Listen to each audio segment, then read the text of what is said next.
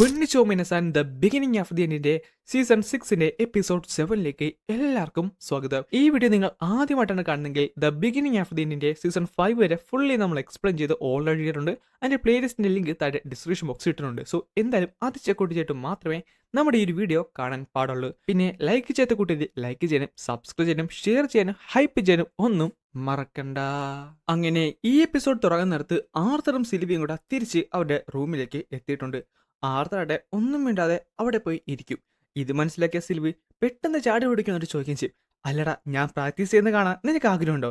എന്നിട്ട് അവൾ ആ സാധനം കണ്ട് കാണിച്ച് കൊടുക്കുകയും ചെയ്യും. ഇപ്പൊ എനിക്ക് എന്റെ സ്കെയിൽസ് ഉണ്ടല്ലോ, അത് ഡിഫറെന്റ് ഉള്ള ക്ലോത്ത്സ് ആയിട്ട് എനിക്ക് മോൾഡ് ചെയ്യാനായിട്ട് പറ്റും.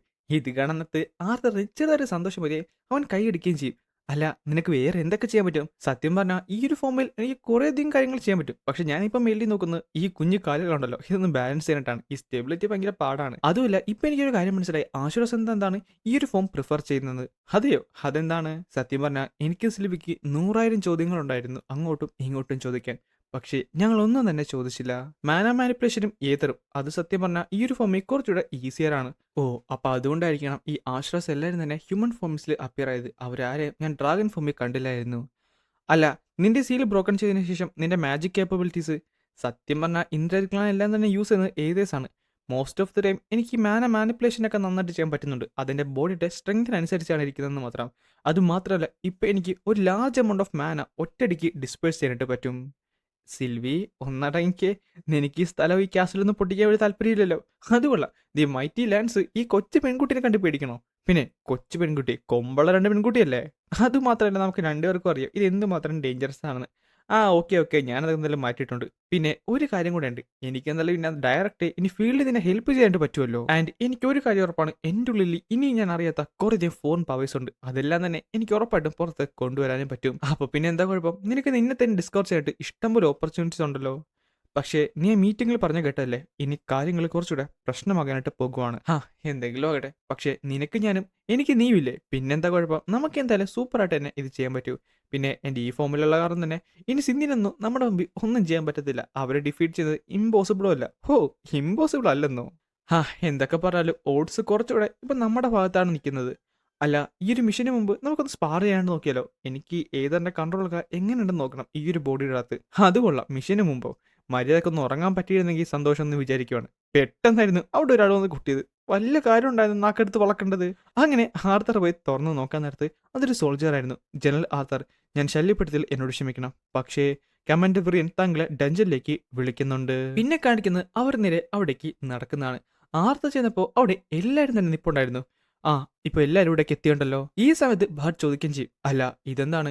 ശരിയാണ്, ഇനി രാവിലെയാണ് മീറ്റിംഗ് എന്നല്ല പറഞ്ഞ, പിന്നെ തന്നെ ഇവിടേക്ക് വിളിച്ചത്? അതേ, ഈ മനുഷ്യൻ കാരണമാണ്. എന്റെ പേര് എൻഡോ എന്നാണ്. എൻഡോ പറഞ്ഞത് ഒരു പ്രിസണർ അവസാനം സംസാരിച്ചു എന്നാണ്. ആര്? റിട്ടിനറോ? അതെനിക്ക് അല്ല, അപ്പൊ ജെൻട്രി എന്തേ? അദ്ദേഹത്തിനെ കണ്ടില്ലല്ലോ. അദ്ദേഹത്താണെങ്കിൽ നമ്മളോട് വെയിറ്റ് ചെയ്യണ്ട, അകത്തേക്ക് പോയാലോ? മാസ്റ്റർ ജെൻട്രി ഇപ്പൊ തന്നെ ഇവിടേക്ക് വരും. പെട്ടെന്നാണ് ആ ഒരു ഡോർ തുറന്ന് അവൻ നേരെ പുറത്തേക്ക് വന്നത്. ജെൻട്രി, എന്താണ് സംഭവിച്ചത്? എന്താണ് സംഭവം? എന്നോട് ക്ഷമിക്കണം എല്ലാവരും തന്നെ. ആ ഒരു റിട്ടൈനറിന്റെ റെസിസ്റ്റൻസ് സിസ്റ്റത്തിൽ കുറച്ചധികം മെയിൻ്റെനൻസ് ഉണ്ടായിരുന്നു, അതെല്ലാം ചെയ്യുമായിരുന്നു. അതുകൊണ്ടാണ്. പിന്നെ ഞാൻ പറഞ്ഞിട്ടാണ് അവൻ നിങ്ങളെല്ലാവരെയും ഇവിടേക്ക് വിളിച്ചത്. അല്ല, റിട്ടൈനറോ? അപ്പൊ അവനാണോ നിന്നോട് സംസാരിച്ചത്? അൺഫോർച്ചുനേറ്റ്ലി അവനല്ല. പിന്നെ എന്തിനാണ് ഞങ്ങൾ ഇവിടേക്ക് വിളിച്ചു വരുത്തിയത്? ഒന്നാമത് റെസ്റ്റ് പോലും ഇല്ല ആ സമയത്താണ്.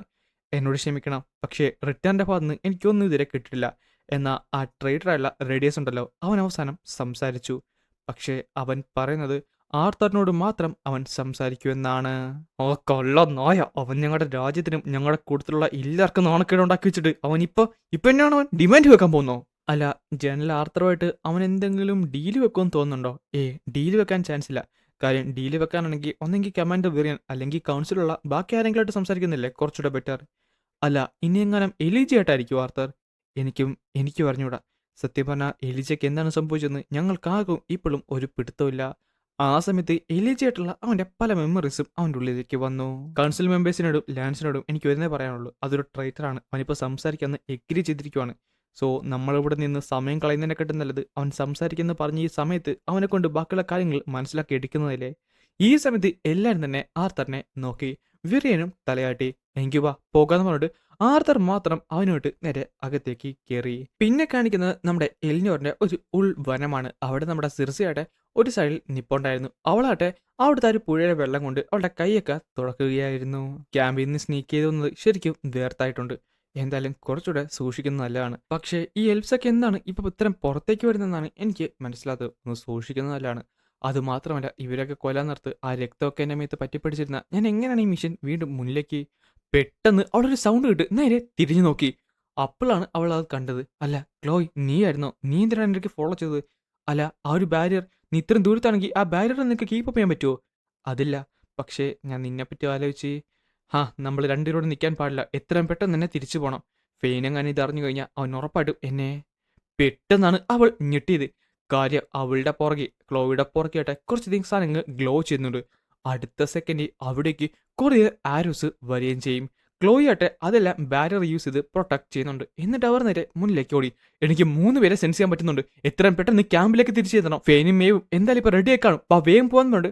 അവർ നേരെ മുന്നിലേക്ക് ഓടി. എത്താറായി അവരിപ്പോ എത്തുമെന്ന് പറഞ്ഞ അടുത്ത സെക്കൻഡ് അവിടുന്ന് ഫെയിൻ നേരെ നിലത്തേക്ക് ചാടി അവരുടെ പുറകെ വന്ന ആ ഒരു എൽഫിനെ അറുത്ത് മുറിച്ചു കളഞ്ഞു.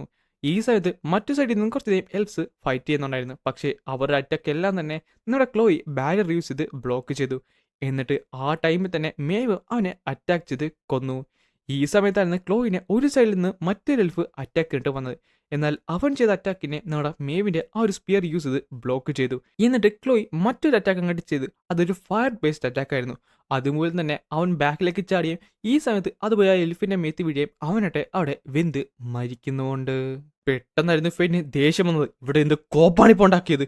അത് അത് ഞാൻ എക്സ്പ്ലനേഷൻ ഒക്കെ പിന്നെ തൽക്കാലം നമുക്ക് സേഫ് ആടാൻ മറ്റൊരു സ്ഥലത്തേക്ക് പോകണം. പക്ഷേ പെട്ടെന്നാണ് സിർസി ഒന്ന് പേടിച്ച് വിറക്കാനായിട്ട് തുടങ്ങിയത്. സിർസി എന്തു പറ്റി? എന്താണൊന്നും അവർ വരുന്നു, കുറേ ദിയൽസ് ഇവിടേക്ക് വരുന്നു എന്നും പറഞ്ഞ് അവൾ പേടിച്ച് വിറച്ച് നിന്നുകൊണ്ടാണ് ഈ ഒരു എപ്പിസോഡ് ഇവിടെ അവസാനിക്കുന്നത്.